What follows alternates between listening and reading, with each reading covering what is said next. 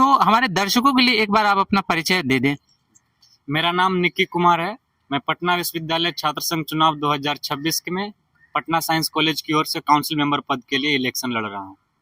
देखिए जी, मेरा सवाल रहेगा कि आप इस बार पद के लिए लड़ रहे हैं, तो मेरा सवाल ये है कि आपने इस बार क्यों निर्णय लिया कि इस बार हमें आना चाहिए, हमें इस बार लोग बच्चों की आवाज़ बननी? इसका पहला और एक ही रीजन है कि जो छात्र संघ 2025 में निर्वाचित होकर के आया था, उसमें से आप देखे होंगे कि 5 सेंट्रल पैनल में 3 महिला थी, लेकिन उसके बावजूद भी महिलाओं के लिए कुछ भी काम नहीं हुआ, जो ये सच्चाई है। और ना ही छात्र संघ 108 वर्षों के इतिहास में 2025 का जो छात्र संघ था, उससे निकम्मा छात्र संघ कोई नहीं होगा। लास्ट कार्यकाल हुआ तब जाकर के एक वाटर फिल्टर लगा, वो भी 35-40 हजार का वाटर फिल्टर के जगह पे 1-1 लाख का बिल बना करके लगवाया गया, जो कि बहुत ही गलत चीज है। और छात्र संघ हमेशा मुद्दों पर लड़ना चाहिए था। एडमिशन से लेकर रजिस्ट्रेशन तक में समस्या आया, लेकिन छात्र संघ का कोई भी प्रतिनिधि वहां नहीं दिखा, जिसके कारण से हमको ये फैसला लेना पड़ा कि अगर हम जैसे योग्य छात्र होकर के अगर इस इलेक्शन में नहीं लड़ेंगे तो साइंस कॉलेज का भविष्य और नीचे गिरता जाएगा और पटना विश्वविद्यालय का जो गरिमा है वो भी नीचे दिन प्रतिदिन गिरता जा रहा है। आपने इस अपने सफ़र में जो आपका आई गेस 2 साल 3 साल तक आप इस कॉलेज में पढ़े हैं, तो आपने इस सफ़र में क्या चीज़ें खराब देखी हैं अपने कॉलेज में? देखिए, साइंस कॉलेज में जो सबसे बढ़िया जो खराब चीज है वो है टीचर और स्टूडेंट के बीच में कन्वर्सेशन का जो बहुत लंबा गैप है। प्रोफेसर अपने लाइफ में बिजी हैं, स्टूडेंट्स अपने लाइफ में है, स्टूडेंट से किसी को कोई मतलब ही नहीं है। तो हम चाहेंगे कि आने वाले समय में हम इस गैप को फुलफिल करेंगे। दूसरा चीज, यहाँ पे कोई भी स्पोर्ट्स एक्टिविटी सही तरीके से नहीं होता है। साइंस कॉलेज में पीटीआई का व्यवस्था तक नहीं है। तीसरा चीज, साइंस कॉलेज के जितने भी डिपार्टमेंट्स हैं, उतना जो लैब है वो उसका स्थिति बहुत ही खराब है। केमिस्ट्री लैब की बात करें तो वहाँ का जो छत है वो गिर रहा है। अब यहाँ से मरम्मती का कार्य कुछ दिन पहले से शुरुआत हुआ है। बहुत सारे डिपार्टमेंट में टीचर्स का शॉर्टेज है। क्लासरूम में टीचर जब पढ़ाते हैं तो उनकी आवाज पीछे स्टूडेंट्स तक नहीं पहुंच पाती है। और गर्ल्स सेफ्टी को लेकर के जो मामला यहाँ पे दिन प्रतिदिन किसी न किसी लड़की के साथ छेड़छाड़ की घटना या फिर उसको ह्यूमिलेट करना, बहुत सारी समस्याएं झेलना पड़ता है लड़कियों को। और कैंपस में जो साइंस कॉलेज में सीसीटीवी कैमरा के शॉर्टेज होने के कारण मतलब बाहरी लोग आकर के कैंपस में लड़ाई झगड़ा करते हैं, जिसके कारण साइंस कॉलेज का भी मान सम्मान गिरता है और उसका सारा दोष और जिम्मेदार मतलब हॉस्टल के छात्र हो जाते हैं, जबकि हॉस्टल के छात्र निर्दोष होते हैं। आपका एक बोले तो गुस्सा है मौजूदा चीज़ों को लेकर के, और आप इस बार कैंडिडेट आए हैं, तो आपने पहले भी क्या इन चीज़ों के खिलाफ आवाज़ उठाई है, कुछ किया है, और आगे आप क्या करेंगे?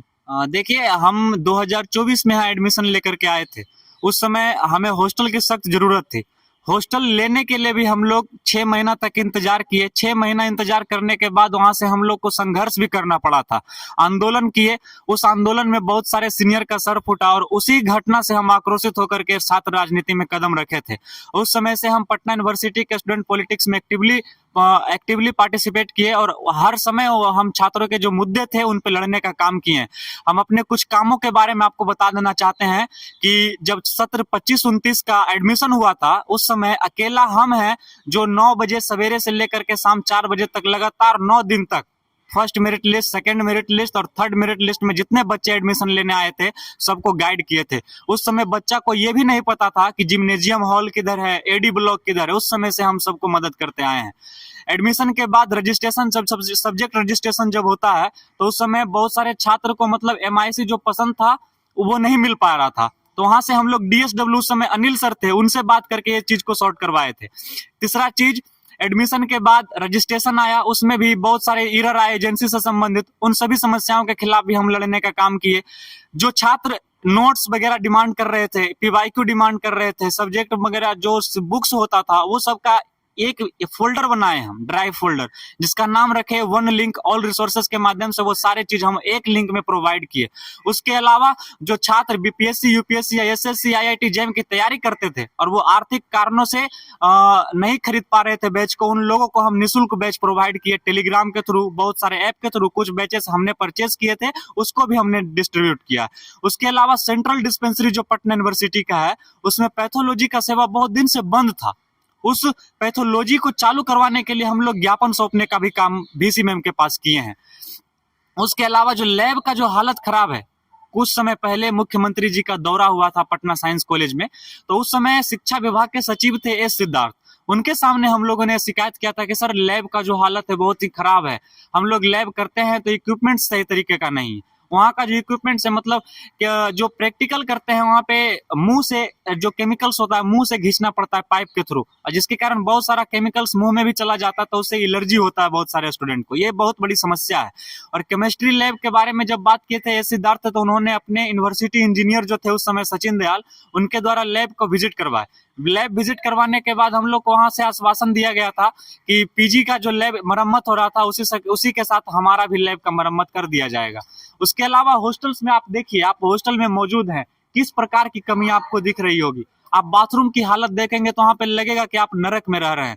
हम सभी छात्र जो हॉस्टल में है, ना यहाँ कोई पानी पीने की सुविधा है, सही तरीके का कोई वाटर फिल्टर नहीं है। सारे छात्र प्रतिनिधि जो पिछले बार जीत के गए थे वो भी हॉस्टल से तो वोट मिला, लेकिन हॉस्टल के लिए उन्होंने कोई काम नहीं किया। तो इस बार हम लोग प्रतिबद्ध हैं और अपने आपने चीज़ों को लेकर बहुत सारे काम किए, सारी चीज़ों को किया, तो मेरा सवाल रहेगा कि आप आने वाले समय में क्या विजन रखते हैं इस साइंस कॉलेज के लिए? साइंस कॉलेज में सबसे पहला काम जो सीसीटीवी का बहुत सारा कमी है, सिर्फ एडी ब्लॉक के पास कैमराज लगे हुए हैं, तो अदर डिपार्टमेंट के भी अदर मुख्य जो चिन्हित स्थान है साइंस कॉलेज में, उन सभी जगहों पे सीसीटीवी कैमरा लगवाने के लिए हम लोग संघर्ष करेंगे। दूसरा चीज, साइंस कॉलेज का जितना भी मुख्य द्वार है उन सभी मुख्य द्वारों पे सुरक्षा गार्डों की नियुक्ति करवाने का काम करेंगे। तीसरा, गर्ल्स सेफ्टी के लिए हम लोग सशक्त और खुद से भी प्रयास करेंगे कि कोई भी गर्ल्स हमारे यहाँ इनसिक्योर फील ना करे।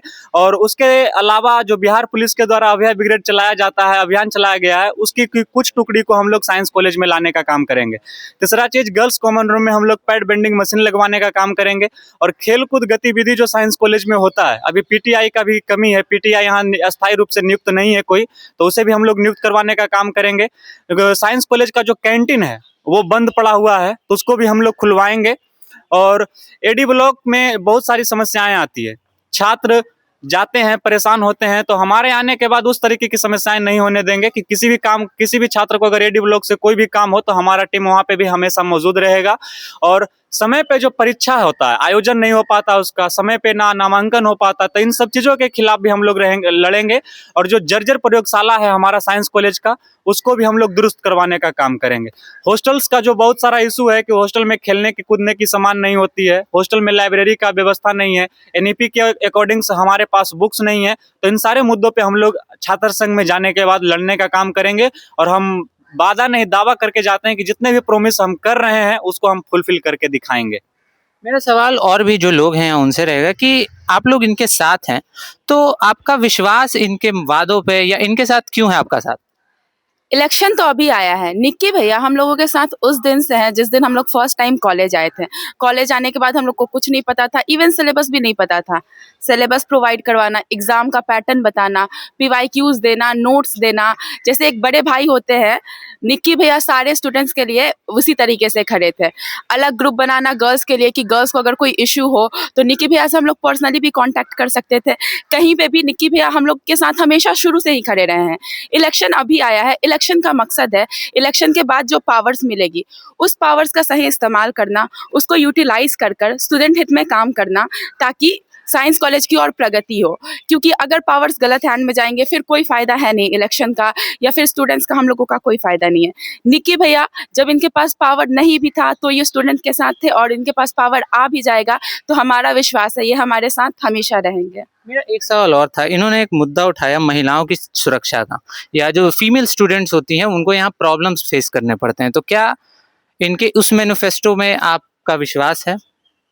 हाँ है, क्योंकि यहाँ पे जैसे निक्की भैया ने बताया कि सीसीटीवी नहीं है, कोई कुछ भी कर सकता है। हॉस्टलर्स में भी कोई मतलब किसी को कुछ बोल देगा, वहाँ पे कंप्लेन करने के लिए भी हम लोगों के पास कुछ एडमिनिस्ट्रेटिव नहीं है कि हम जाके उधर कंप्लेन कर दें कि मेरे साथ ऐसा ऐसा हुआ। कोई एक्शन हम लोग सीनियर से ही बोल पाते हैं कि भैया ये दिक्कत हुआ, वो दिक्कत हुआ। इसमें भी निक्की भैया साथ में खड़े ही रहते हैं हमारे। कोई भी इशू रहता है हम लोगों के दिमाग में एक ही नाम आता है, निक्की भैया। धन्यवाद। मेरा बस एक आखिरी सवाल आपसे रहेगा कि आप स्टूडेंट्स को क्या मैसेज देना चाहेंगे as candidate? As a candidate हम यही मैसेज देना चाहते हैं कि 28 फरवरी को आप लोग सभी लोग मतदान करने जरूर आइए। ये आपका लोकतंत्र का महापर्व है, वोट देना आपका अधिकार है। आप वैसे कैंडिडेट को चुनिए जिसने पूर्व में जिसका ट्रैक रिकॉर्ड काम करने में रहा हो। तो ये देखा किस तरीके से साइंस कॉलेज के कैंडिडेट ने अपनी एक विजन को हम लोग के साथ शेयर किया। ओपिनियन डेली को आप फॉलो करिए और लाइक करिए और हम इलेक्शन से रिलेटेड आपके लिए और वीडियोस लाते रहेंगे। धन्यवाद।